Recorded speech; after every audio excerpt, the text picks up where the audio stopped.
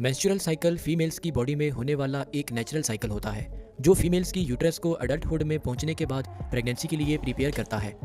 ये cycle reproductive age के दौरान हर 28 से 30 दिन में रिपीट होता रहता है, लेकिन कुछ फीमेल्स में इस साइकिल की ड्यूरेशन कम या ज़्यादा हो सकती है। इस साइकिल के 4 फेजेस होते हैं। आइए इन चारों फेजेस को सीक्वेंस में देखते हैं। Number 1, menstruation.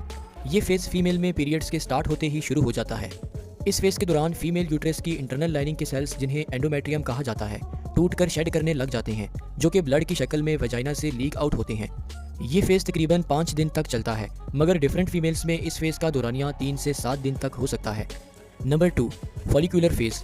इस फेज के दौरान फीमेल्स की ओवरीज में मौजूद फॉलिकल्स, जिनके अंदर एग्स मौजूद होते हैं, एग्स की मैच्योरेशन करते हैं।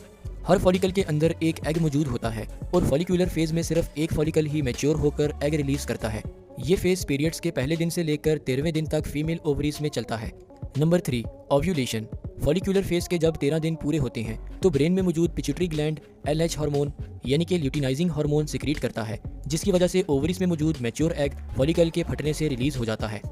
ये एग ओवरीज से रिलीज होने के बाद फैलोपियन ट्यूब में इंटर हो जाता है और तकरीबन 24 घंटे तक स्पर्म के साथ फर्टिलाइज होने का वेट करता है, और साथ ही ओवेरियन में मौजूद रप्चर फॉलिकल के सेल्स मैस ऑफ सेल्स में कन्वर्ट हो जाते हैं, जिन्हें कॉर्पस ल्यूटियम कहा जाता है। कॉर्पस ल्यूटियम के सेल्स प्रोजेस्टेरोन हार्मोन की सिक्रीशन करते रहते हैं, जिससे यूट्रस की इंटरनल लाइनिंग के सेल्स यानी कि एंडोमेट्रियम की ग्रोथ होने लगती है, ताकि अगर एग फर्टिलाइज हो जाए तो उसे प्रॉपर नरिशमेंट मिल सके। Number 4, luteal phase. Luteal phase day 15 से लेकर पीरियड स्टार्ट होने तक चलता है।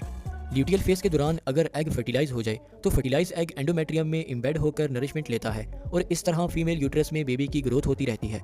लेकिन अगर एग फर्टिलाइज ना हो तो डे 28 के बाद कॉर्पस ल्यूटियम के सेल्स में प्रोजेस्टेरोन हार्मोन की प्रोडक्शन खत्म हो जाती है, जिसकी वजह से एंडोमेट्रियम लाइनिंग सस्टेन नहीं कर पाती और पीरियड्स की शक्ल में शेड कर जाती है, और इस तरह दोबारा से न्यू मेंस्ट्रुअल साइकिल स्टार्ट हो जाता है।